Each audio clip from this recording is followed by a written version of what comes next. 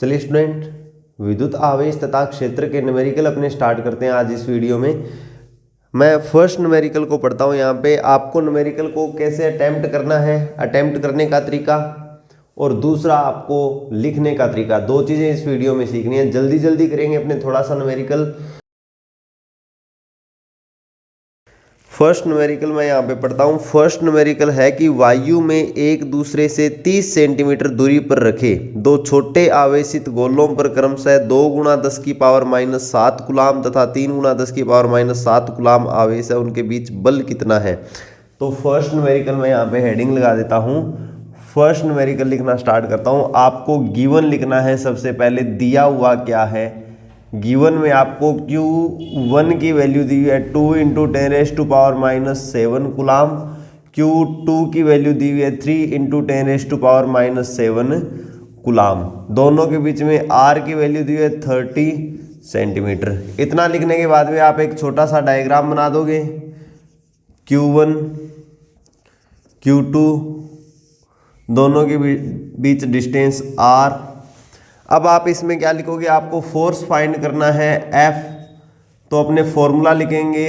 We know that F is equal to K Q1 Q2 upon में R²।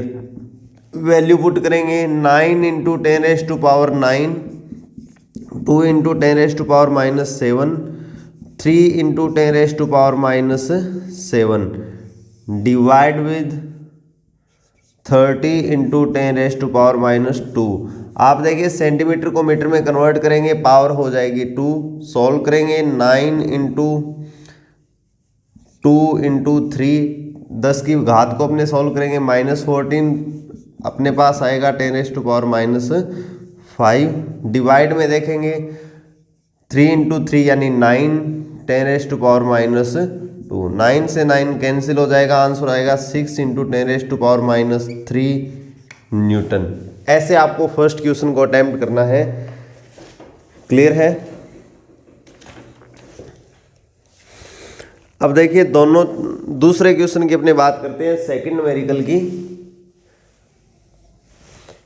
मैं second numerical यहाँ पे लिख रहा हूँ। सेकंड न्यूमेरिकल देखिए 0.4 माइक्रोकूलाम आवेश है एक छोटे गोले पर अन्य छोटे आवेशित गोले के कारण वायु में इतना बल लगाता है। यदि दूसरे गोले पर इतना आवेश हो तो दोनों के बीच की डिस्टेंस कितनी है। तो आपको Q1 की वैल्यू दी हुई है। Q1 इज इक्वल टू 0.4 × माइक्रोकूलाम यानी 10⁻⁻⁶ कूलाम।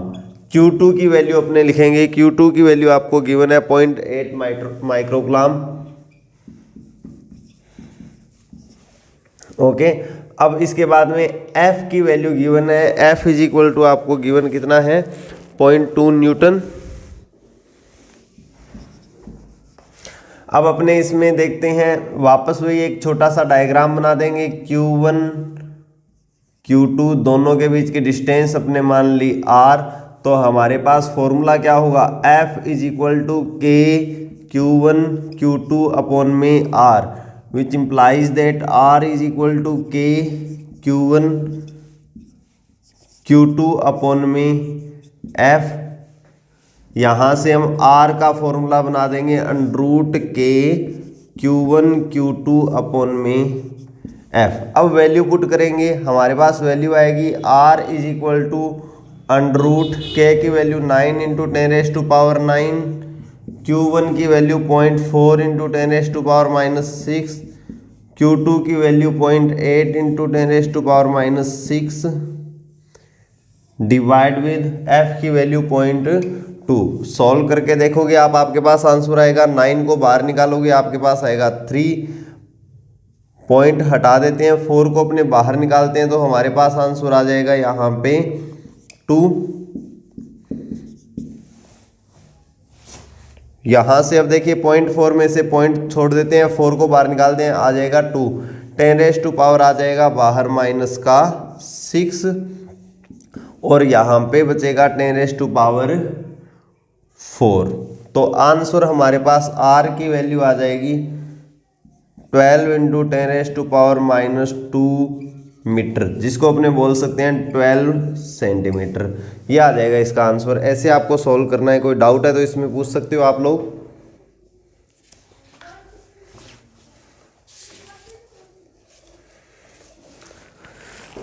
दूसरा देखिए, इसमें बी पार्ट पूछा है, दूसरे गोले पर पहले गोले के कारण कितना बल लगता है।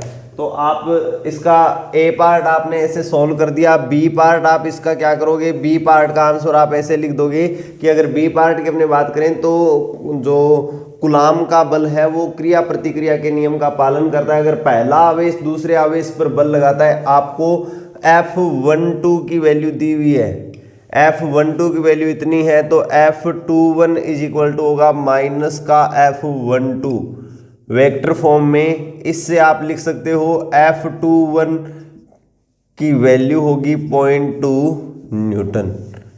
तो ये इसका पूरा सॉल्यूशन हो जाएगा। आई होप आपको क्लियर हो गया होगा। तीसरा न्यूमेरिकल देखते हैं। आपको ये प्रूव करना है कि Ke²/G_MP एक विमाहीन नियतांक है। इस चीज को प्रूव करना है।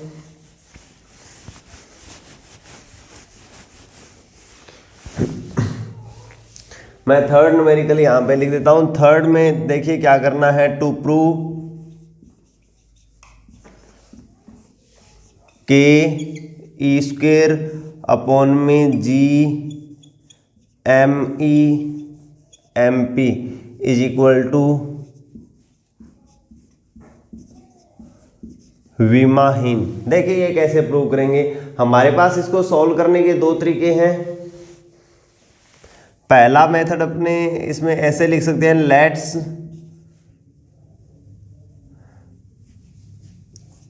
एक प्रोटॉन तथा एक इलेक्ट्रॉन r डिस्टेंस पर है। हम मानते हैं कि एक प्रोटॉन और एक इलेक्ट्रॉन दोनों एक दूसरे से r डिस्टेंस पे है। डायग्राम बना देते हैं। यहाँ पे ये हो गया प्रोटॉन, ये हो गया इलेक्ट्रॉन, दोनों के बीच की डिस्टेंस हो गई r। अब फर्स्ट अपने लिखते हैं दोनों के मध्य कूलाम बल।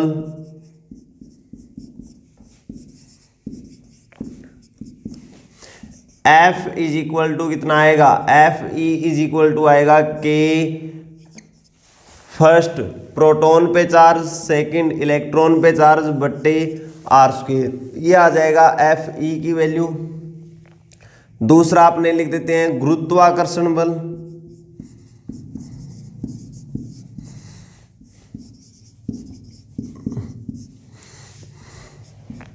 Fg इज इक्वल टू आ जाएगा G mass of electron mass of proton बटे r²।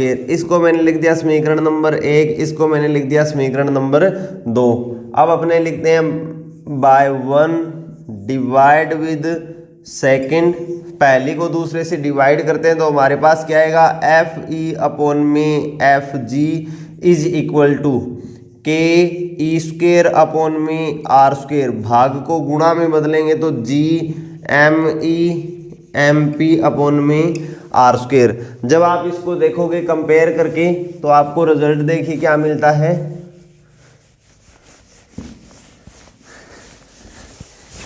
इसको कंपेयर करके आप देखते हो तो आप लिख देते हो which implies that Fe/Fg is equal to Ke²/G_MP।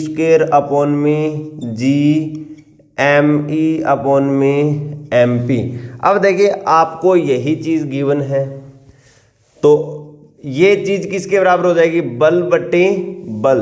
तो इसकी विमा हो जाएगी M1L1T-2 डिवाइड विद M1L1T-2 बराबर M0L0T0। ठीक है, ये फर्स्ट क्वेश्चन का इसका आंसर हो जाएगी कि ये एक विमाहीन है। हमने प्रूव कर दिया कि ये चीज बराबर किसके है, बल बटे बल के बराबर है। और बल की विमा और बल की विमा आपने रखेंगे तो विमीय विश्लेषण से अपने लिख सकते हैं कि ये विमाहीन है।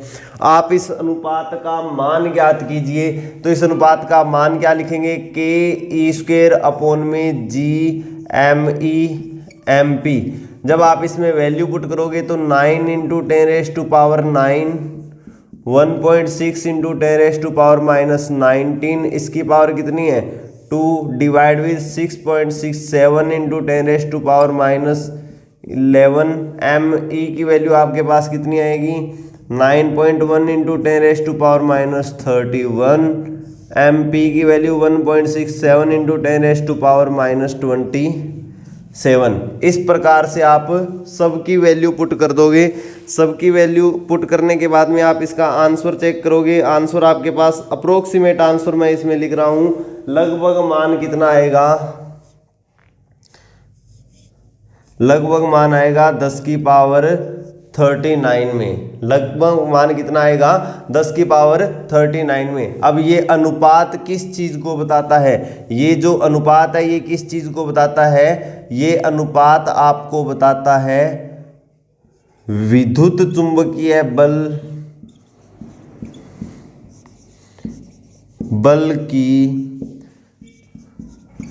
गुरुत्वाकर्षण बल के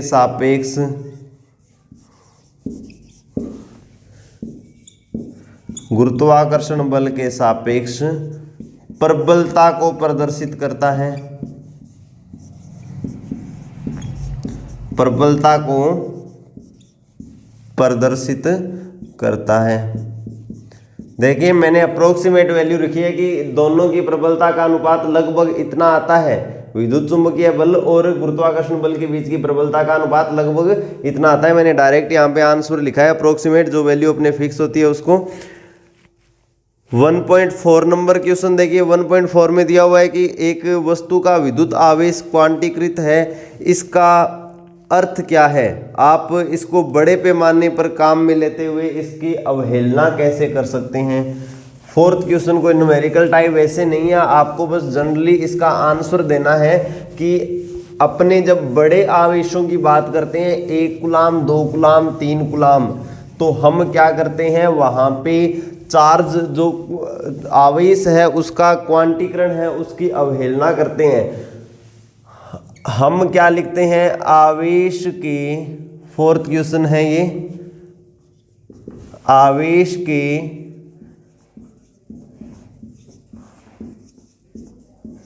क्वांटीकरण के सिद्धांत से, आवेश के क्वांटीकरण के सिद्धांत से हम यहाँ पे क्या लिख सकते हैं, कोई भी वस्तु पर आवेश Q बराबर होता है प्लस माइनस n गुणा में E। कोई भी वस्तु पर आवेश Q बराबर क्या होता है, प्लस माइनस n गुणा में E, वेयर E क्या कहलाता है, आवेश का क्वांटा, आवेश का quanta, quantization of charge.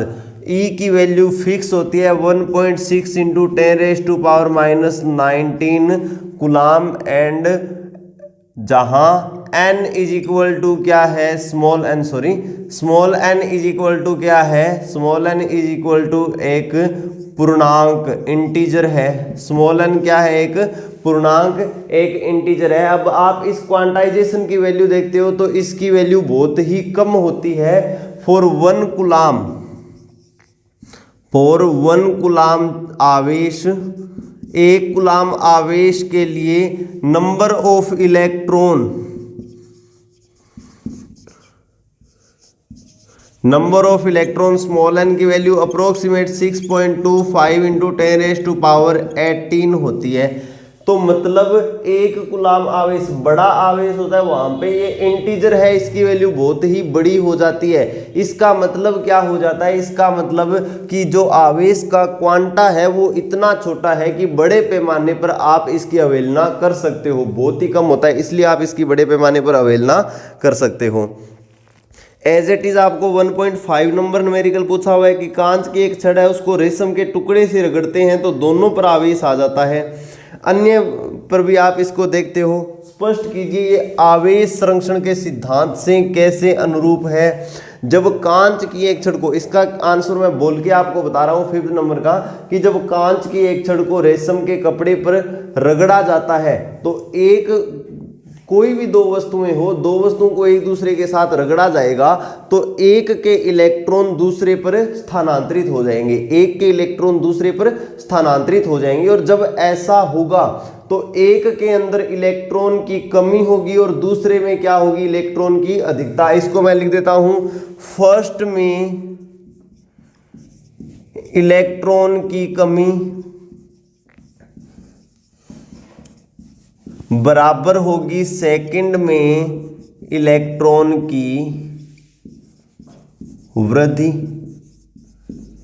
First में इलेक्ट्रॉन की कमी बराबर होगी सेकंड में इलेक्ट्रॉन की वृद्धि।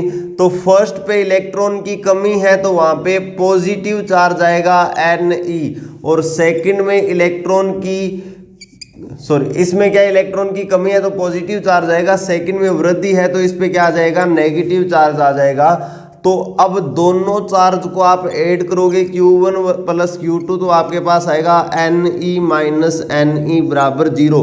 कि स्टार्टिंग में जब दोनों पर चार्ज नहीं था तो रगड़ने के बाद इलेक्ट्रॉनों का स्थानांतरण होगा, पहले पर आने वाला पॉजिटिव चार्ज बराबर होगा दूसरे पर आने वाले नेगेटिव चार्ज के, और दोनों का अलजेब्रिक सम कितना हो जाता है 0। मतलब आवेश, स्टार्टिंग का आवेश बराबर होता है अंतिम आवेश। इस प्रकार से ये आवेश संरक्षण के नियम का पालन करता है। इसी प्रकार अपने 1.6 नंबर न्यूमेरिकल देखते हैं। 1.6 नंबर देखिए,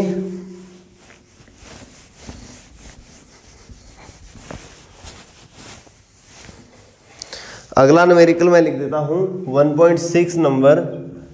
देखिए न्यूमेरिकल में आपको क्या बोलता है, न्यूमेरिकल में आपको बोला जाता है कि 4 बिंदु आवेश 2 माइक्रोकुलाम, -5 माइक्रोकुलाम, 2 माइक्रोकुलाम और -5 माइक्रोकुलाम ABCD कोनों पर स्थित है। घन की इस वर्ग की भुजा है 10 सेंटीमीटर। तो वर्ग के केंद्र पर लगने वाले आवेश पर बल कितना है। तो आप एक वर्ग बना दीजिए।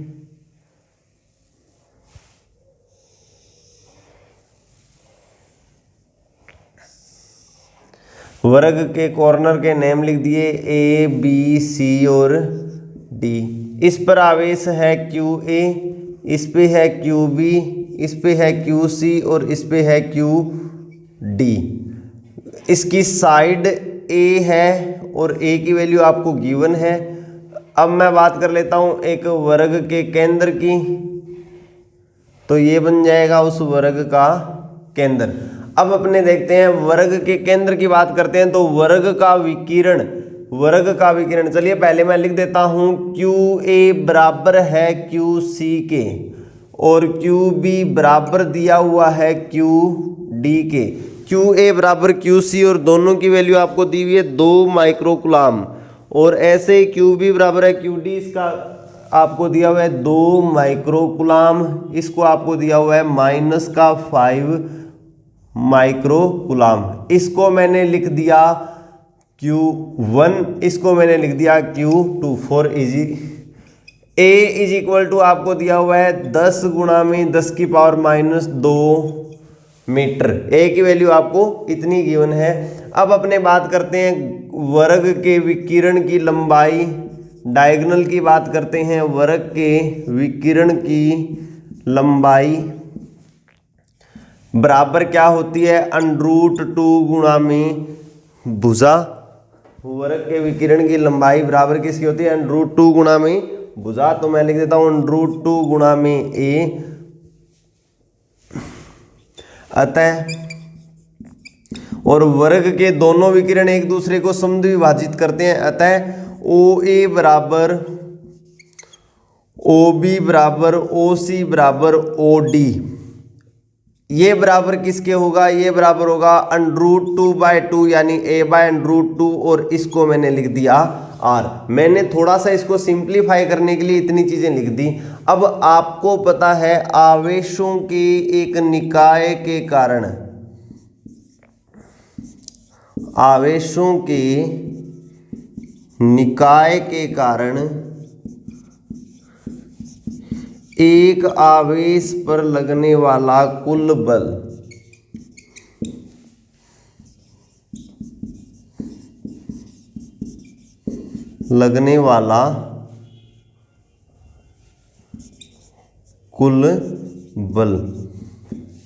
F इज इक्वल टू होता है समेशन ऑफ I बराबर 1 to N K Q0 upon में RI0 स्क्वायर। इस प्रकार से ज्ञात करते हैं अपनी। अब आपको क्या काम करना है, आपको इनकी वैल्यू पुट करनी है। आप इसमें ऐसे लिख दोगे F is equal to F A plus F B plus F C plus F D. अब आपको F A F B F D इन सब का मान तो ज्ञात करना ही था, लेकिन आपको इसमें वेक्टर फॉर्म भी काम में लेनी पड़ेगी, क्योंकि फोर्स क्या है, एक वेक्टर क्वांटिटी है, तो इससे आपको कैलकुलेट करना पड़ेगा। अब मैं सबसे पहले एफ ए की वैल्यू लिखता हूं। एफ ए बराबर क्या हो जाएगा, क्यू ए की वैल्यू मुझे Q1 लिखनी है, तो मैं लिख देता हूं के Q1 Q नोट अपॉन में डिस्टेंस कितनी मानी है अपनों ने, आर स्क्वायर। डायरेक्शन क्या होगी, तो चार्ज कैसा है, पॉजिटिव, पॉजिटिव चार्ज के कारण डायरेक्शन होती है ये वाली, तो ये डायरेक्शन आ जाएगी एफ ए की। तो इस डायरेक्शन को मैं लिख देता हूं ओ से सी की ओर, ठीक है। इसी प्रकार एफ सी की वैल्यू मैं लिख देता हूं, एफ सी बराबर क्या होगा, के Q1 Q नोट अपॉन में आर स्क्वायर, और इसकी डायरेक्शन पॉजिटिव चार्ज है तो अगेन इसकी डायरेक्शन क्या होगी, अपोजिट होगी, ये हो जाएगी ओ से ए की ओर। इसको मैंने लिख दिया एफ सी, तो इसकी डायरेक्शन लिख दी ओ से ए की ओर। एज इट इज अपने बात करेंगे एफ बी की, तो एफ बी की वैल्यू आएगी के Q2 Q नोट अपॉन में आर स्क्वायर। इसकी डायरेक्शन नेगेटिव चार्ज है तो एफ बी की डायरेक्शन हो जाएगी ये वाली, इसको मैंने लिख दिया एफ बी, तो इसको लिख दिया ओ से बी की ओर। और लास्ट चीज लिख देते हैं अपने एफ डी की वैल्यू, तो इसकी वैल्यू होगी के Q2 Q नोट अपॉन में आर स्क्वायर, और इसकी डायरेक्शन क्या हो जाएगी, नेगेटिव चार्ज है यानी अट्रैक्टिव फोर्स होगा, ये वाली आ जाएगी एफ डी की वैल्यू। तो एफ डी की डायरेक्शन लिख देंगे ओ से डी की ओर, इतनी चीज लिख देंगे। अब इसके बाद देखिए अपने क्या काम करेंगे, तो अपने लिख सकते हैं इक्वेशन नंबर, इसको फर्स्ट, इसको लिख सकते हैं सेकंड, इसको लिख देते हैं थर्ड, इसको लिख देते हैं फोर्थ, इसको लिख देते हैं इक्वेशन नंबर ए। तो मैं लिखता हूं by first and second. First and second से मैं लिख देता हूं एफ ए। देखिए ये सारों में मैंने डायरेक्शन मेंशन किया है, तो मुझे वेक्टर का साइन लगाना होगा यहाँ पे। एफ ए वेक्टर प्लस में एफ सी वेक्टर, दोनों का जो परिमाण है वो इक्वल है, लेकिन डायरेक्शन अपोजिट है, तो आंसर होगा 0। And by third and fourth मैं क्या लिख सकता हूं, third and fourth F B vector plus में F D vector is equal to 0। तो मैं यहाँ पे क्या लिखूंगा, इसको मैं लिख देता हूँ इक्वेशन नंबर 5, इसको मैं लिख देता हूँ इक्वेशन नंबर 6। अब मैं लिख देता हूँ बाय इक्वेशन ए 5 एंड 6, इससे मैं लिख देता हूँ F vector is equal to क्या हो जाएगा, 0। अतः उस चार्ज पे टोटल बल कितना लगेगा, 0 लगेगा। इस प्रकार से आपको 6 न्यूमेरिकल को सॉल्व करना है। कंप्लीट लिख के जब तक आप नहीं करोगे तब तक आपको एग्जाम के अंदर पूरे नंबर नहीं मिलेंगे, तो अच्छे से आपको करके आना है। ओके, आगे चलते हैं अपने 7th नंबर न्यूमेरिकल में।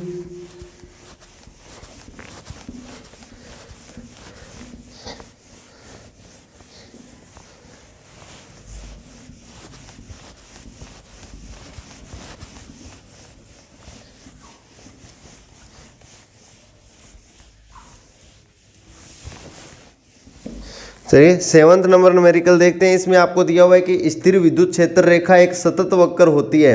कोई क्षेत्र रेखा है वो एक नहीं टूट सकती। एक इलेक्ट्रिक फील्ड लाइन है वो एक कंटिन्यूस कर्व होती है, वो एकाएक नहीं टूट सकती। क्या लिखोगे इसका आंसर कि इलेक्ट्रिक फील्ड लाइन जो होती है उसके कोई भी पॉइंट पर अगर अपने टेंजेंट खींचें, कोई भी पॉइंट पर टेंजेंट खींचें तो वो इलेक्ट्रिक फील्ड की डायरेक्शन को दिखाता है।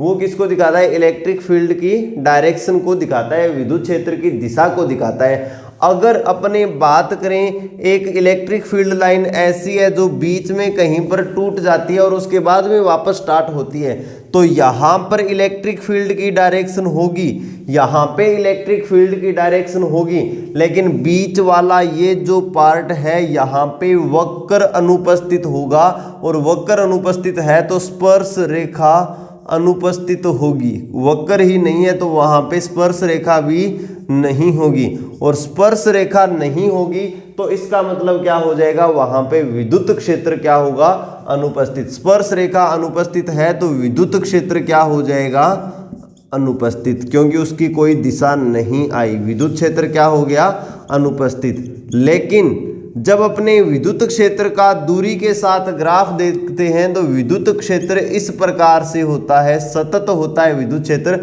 एकाएक वो क्या नहीं हो सकता, खत्म नहीं हो सकता। विद्युत क्षेत्र का E का अपने R के साथ कर्व देखें तो वो इस प्रकार से आता है, एकाएक खत्म नहीं हो सकता। तो इसका मतलब बीच में एक पॉइंट ऐसा है जहाँ पे विद्युत क्षेत्र नहीं है और उसके बाद में विद्युत क्षेत्र वापस ही स्टार्ट हो गया, तो ये विद्युत क्षेत्र के सततता के नियम के क्या है, विरुद्ध है, इसलिए ऐसा पॉसिबल नहीं होगा। बी देखिए इसमें कि दो क्षेत्र रेखाएं कभी एक दूसरे को प्रतिच्छेदित नहीं करती, तो इसका भी सेम ही आंसर होगा कि इसमें दो क्षेत्र रेखाएं अगर प्रतिकर्षित कर रही है तो इस कर्व के हिसाब से स्पर्श रेखा की डायरेक्शन ये होनी चाहिए, इसके हिसाब से स्पर्श रेखा की डायरेक्शन ये वाली होनी चाहिए। तो एक बिंदु पर दो कर्व आने का मतलब है उस बिंदु पर दो स्पर्श रेखाएं होगी, और अगर एक बिंदु पर दो स्पर्श रेखाएं हैं तो उस बिंदु पर परिणामी विद्युत क्षेत्र की दो दिशाएं होगी, जो असंभव है, इसलिए दो क्षेत्र रेखाएं एक दूसरे को प्रतिच्छेद नहीं कर सकती। कर लोगे। अगला क्वेश्चन देखिए 1.8 नंबर, ये तो देखिए जनरल क्वेश्चन है, आपके थ्योरेटिकल पार्ट से पूछ रहे हैं।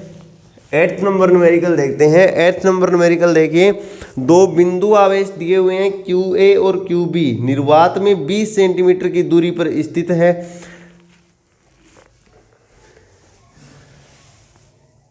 8th नंबर न्यूमेरिकल में मैं लिख देता हूं, आपको दिया हुआ है QA और QB दोनों के बीच की डिस्टेंस R बराबर दी है 20 सेंटीमीटर, यानी 2 गुणा में 10⁻⁻1 मीटर।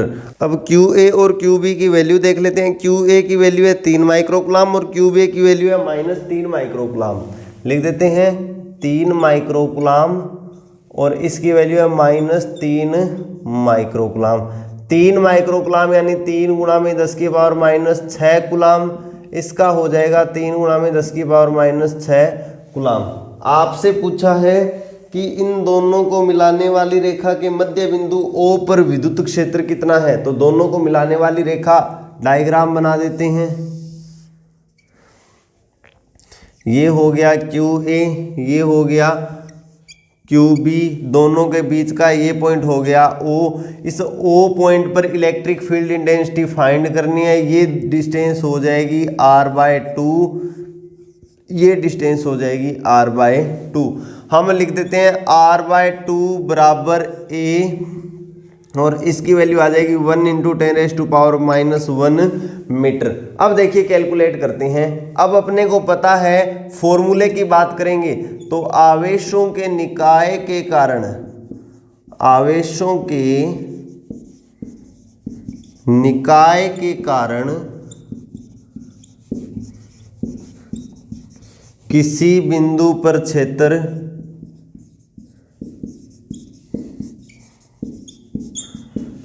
दो आवेशों के निकाय के कारण अपने लिख देते हैं किसी बिंदु पर क्षेत्र E सदिश बराबर A सदिश प्लस B सदिश।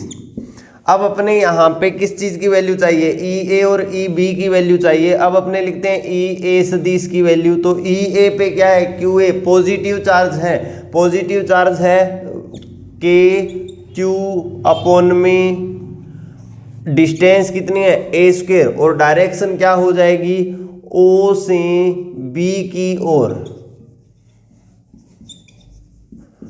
O से B की ओर, ये डायरेक्शन आ जाएगी किसकी, EA की। ये डायरेक्शन किसकी आ जाएगी, EA की आ जाएगी। इसी प्रकार आप EB वेक्टर की बात करते हो तो वैल्यू आएगी KQB में A²।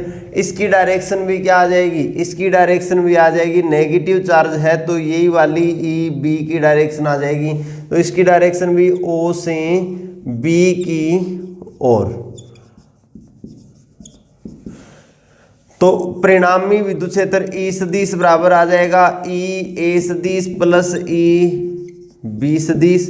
वैल्यू पुट करोगे के क्यू ए अपॉन में ए स्क्वेयर प्लस के क्यू बी अपॉन में ए स्क्वेयर, और डायरेक्शन लिख देते हैं ओ से बी की ओर। ओके, अब अपने परिणामी विद्युत क्षेत्र की तीव्रता ई सदिश की वैल्यू काउंट करते हैं। तो के यानी 9 × 10⁻⁹ क्यू ए प्लस में क्यू बी दोनों की वैल्यू समान है, तो 2 से मल्टीप्लाई कर देते हैं। क्यू ए की वैल्यू लिख देते हैं, कितनी आएगी 3 × 10⁻⁻6 डिवाइड विद ए की वैल्यू कितनी है 1 × 10⁻⁻1 स्क्वायर है तो 1 × 10⁻⁻1। सॉल्व करेंगे 36 - 2 यहाँ पे आ जाएगा 10⁵ न्यूटन पर कूलाम, या फिर आप इसको लिख सकते हो 3.6 × 10⁻6 न्यूटन पर कूलाम। ये इसका आंसर आ जाएगा। इस प्रकार से आपको क्या करना है 9 नंबर ये 8th नंबर न्यूमेरिकल है उसको सॉल्व करना है। कर लोगे इस प्रकार से 8th नंबर न्यूमेरिकल को सॉल्व।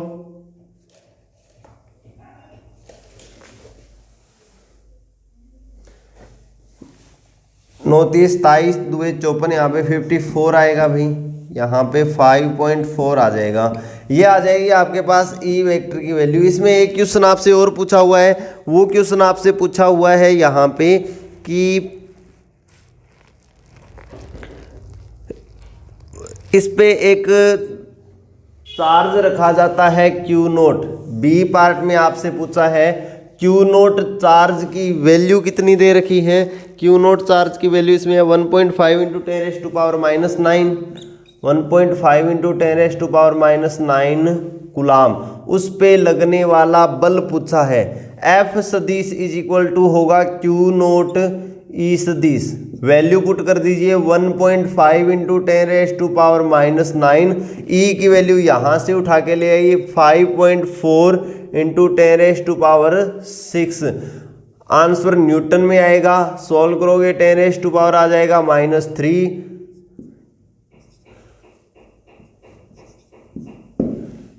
आंसर आ जाएगा इतने न्यूटन। डायरेक्शन यहाँ पे हमने मेंशन करनी है ओ से बी की ओर,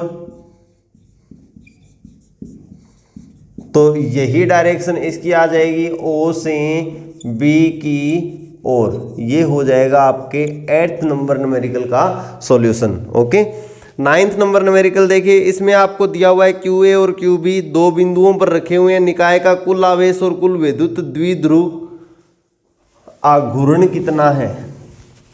9 नंबर न्यूमेरिकल देखते हैं। 9 नंबर न्यूमेरिकल में देखिए आपको कुछ इस प्रकार से दिया हुआ है। 9 number numerical x y z 3 coordinate दिए हुए हैं।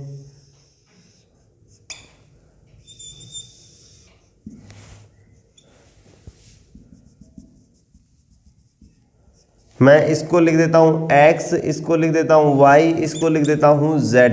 तो इसमें एक कोऑर्डिनेट दे दिया आपको 0 0 15 सेंटीमीटर और दूसरा कोऑर्डिनेट दे दिया 0 0 -15 सेंटीमीटर। ओके, इसके बाद में आपको क्या दिया हुआ है, इन दोनों पे चार्ज दिया हुआ है 2.5 × 10⁻⁷ कूलाम।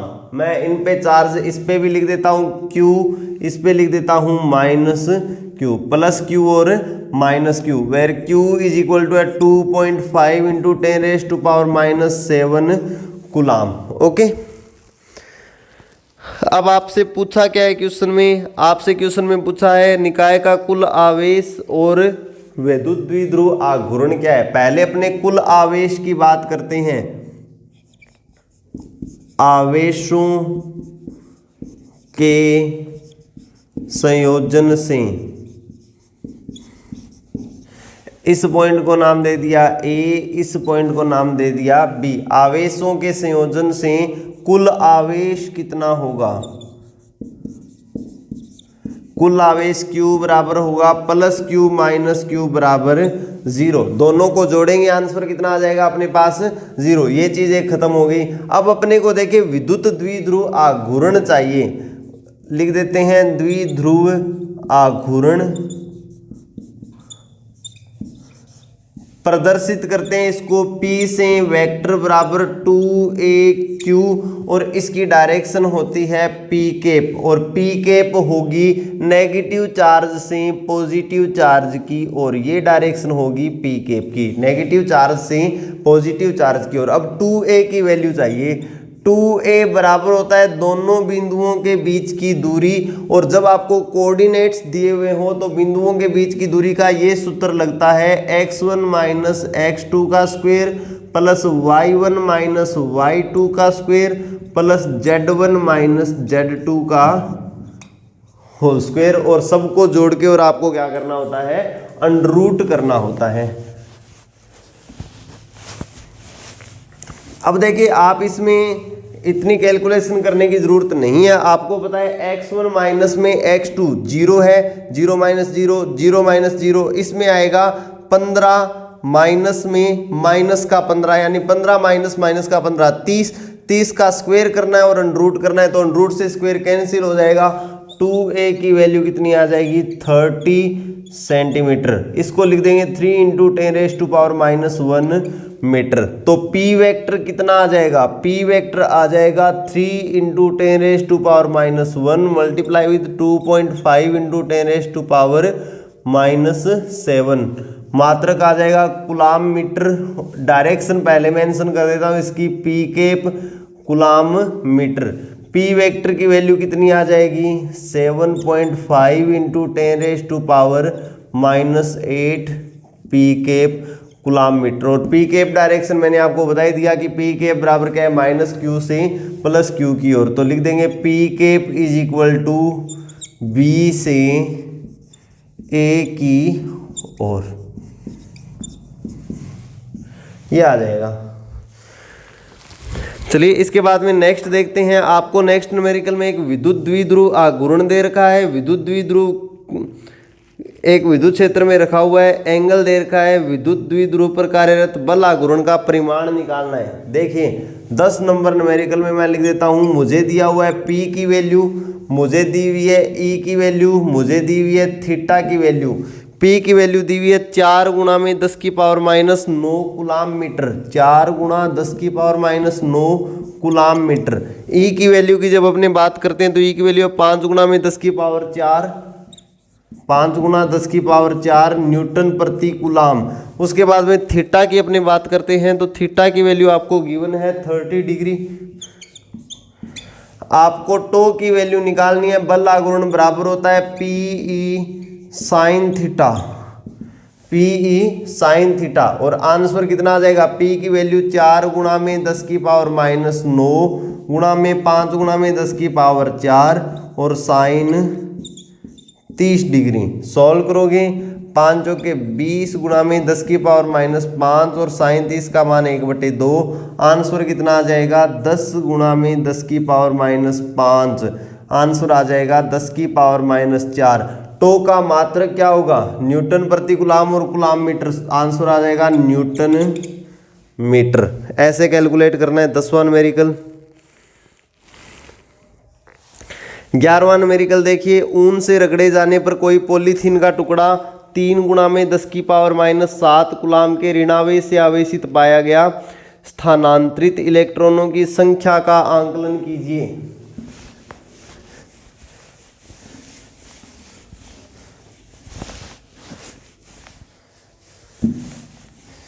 ये भी एक बहुत अच्छा न्यूमेरिकल है और एग्जाम के पर्पज से इंपॉर्टेंट भी है, आपके इस टाइप का क्वेश्चन एग्जाम में आ सकता है। देखिए अगला न्यूमेरिकल अपने देखते हैं। इसमें आपको दिया हुआ है कि चार्ज Q की वैल्यू 3 गुणा में 10 की power minus 7 coulomb, charge Q is equal to 3 गुणा 10 की पावर माइनस 7 कूलाम, और वो भी क्या दिया हुआ है नेगेटिव चार्ज दिया हुआ है, ऋणावेश से आवेशित पाया गया। ठीक है, अब आपको इलेक्ट्रॉनों की संख्या निकालनी है तो हम फॉर्मूला लिख देते हैं, we know that Q is equal to plus minus n e, negative charge है तो Q is equal to minus n e लेके चलेंगे। Q की वैल्यू रख देंगे -3 गुणा 10 की पावर -7 बराबर माइनस एन गुणा 1.6 गुणा 10 की पावर -19। एन की वैल्यू आपको निकालनी है, माइनस से माइनस हो जाएगा cancel, which implies that n is equal to 3 गुणा 10 की पावर -7 1.6 गुणा 10 की पावर -19। सॉल्व करोगे 10 की पावर 19 प्लस का हो जाएगा 10 की पावर 12 आ जाएगा। 3 गुणा में 100 गुणा में 10 की पावर मैं लिख देता हूँ 8 बट्टे 1.6 गुणा 1.6 को अपने लिख देते हैं 16, 1 10 चला गया ऊपर, 25 चौके 100, 4 चौके 16, 4 से काटेंगे 25। आंसर कैलकुलेट करेंगे 625 दिए 1875 गुणा में 10 की पावर 9, और इसको आप लिख सकते हो 1.875 गुणा में 10 की पावर 12। संख्या है n, कोई मात्रक नहीं आएगा कि इतने इलेक्ट्रॉन एक से दूसरे पे स्थानांतरित होते हैं। सबसे पहले तो आपको स्थानांतरित इलेक्ट्रॉनों की संख्या निकालनी है। ध्यान ये रखना है कि आंसर आपके पास इंटीजर आना चाहिए। आंसर क्या आना चाहिए? इंटीजर आना चाहिए, और उसी से आपको कैलकुलेट करना है। इतना कैलकुलेट कर लोगे n की वैल्यू की इतने इलेक्ट्रॉन निकालने के बाद में, इलेक्ट्रॉनों की संख्या निकालने के बाद में ऊन से पॉलीथीन में क्या कोई स्थानांतरित होता है? पॉलीथीन पे ऋणावेश आता है, अतः पॉलीथीन के द्रव्यमान में वृद्धि होगी। पॉलीथीन के द्रव्यमान में वृद्धि होगी क्योंकि इलेक्ट्रॉन ग्रहण कर रहा है, तो द्रव्यमान में वृद्धि m बराबर क्या होगी? नंबर ऑफ इलेक्ट्रॉन गुणा में एक इलेक्ट्रॉन का द्रव्यमान। 1.875 गुणा में 10 की पावर 12 गुणा में 9.1 गुणा में 10 की पावर -31 किलोग्राम। सॉल्व करोगे 1.875 गुणा में 9.1 गुणा में 10 की पावर आ जाएगा आपके पास 19 किलोग्राम। मल्टीप्लाई करोगे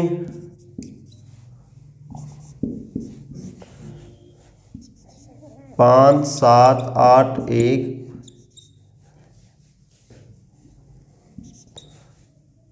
72 और 6 78 9 और 7 16 5 12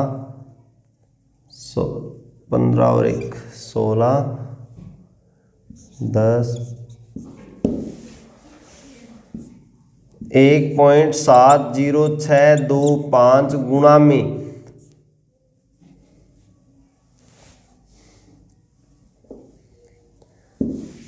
10 की पावर -18 किलोग्राम इसका आंसर आ जाएगा। ऐसे कैलकुलेट करना है आपको। ये इतना द्रव्यमान क्या हो जाएगा? पॉलीथीन का बढ़ जाएगा।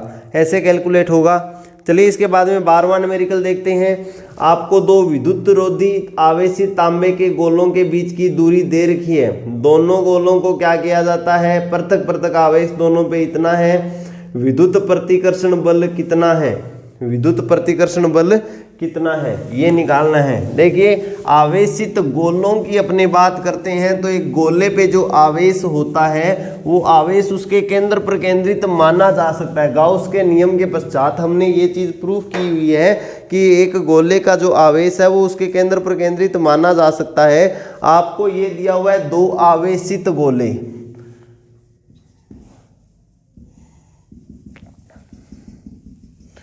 ये पहला हो गया,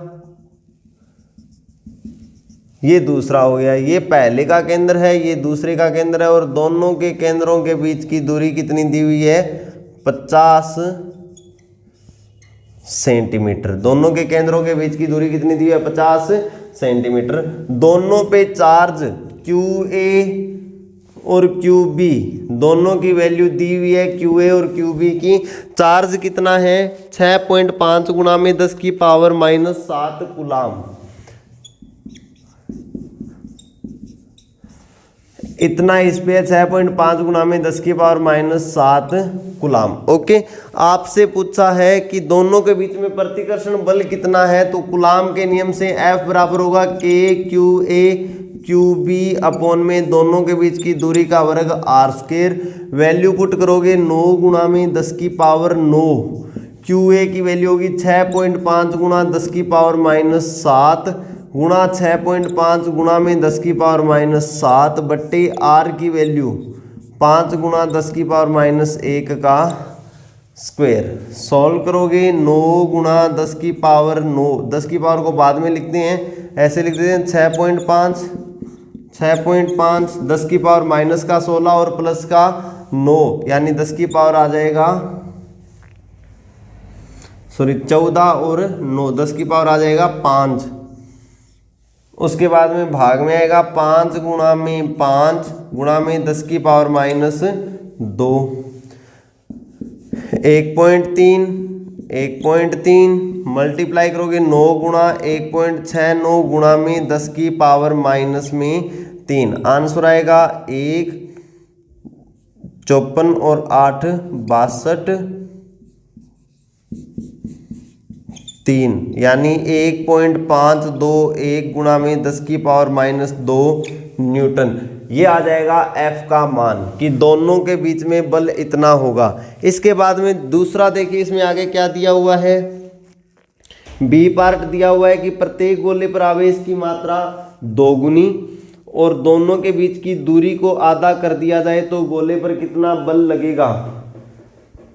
आवेश की मात्रा 2 गुनी आपको दे दिया जाता है QA बराबर QA' बराबर 2QA, QB' बराबर 2QB और दूरी R का मान आधा कर दिया जाता है R' बराबर R/2। तो F बराबर क्या होगा, F बराबर KQA' QB' अपॉन में R' का स्क्वायर। इसको आप वैल्यू पुट करोगे K गुणा में 2QA गुणा में 2QB डिवाइड विद R²/4।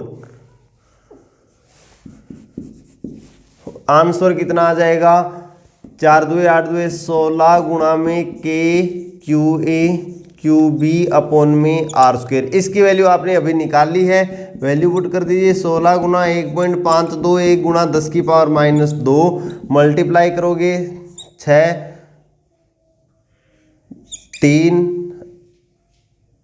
80 83 और 16 और 8 24 गुणा में 10 की पावर -2, आंसर आ जाएगा 2.4336 गुणा में 10 की पावर -1 न्यूटन। इस प्रकार से देखिए आपको न्यूमेरिकल करना है। चलिए आज की क्लास के लिए बस इतना ही, बाकी न्यूमेरिकल अपने पढ़ेंगे नेक्स्ट क्लास में।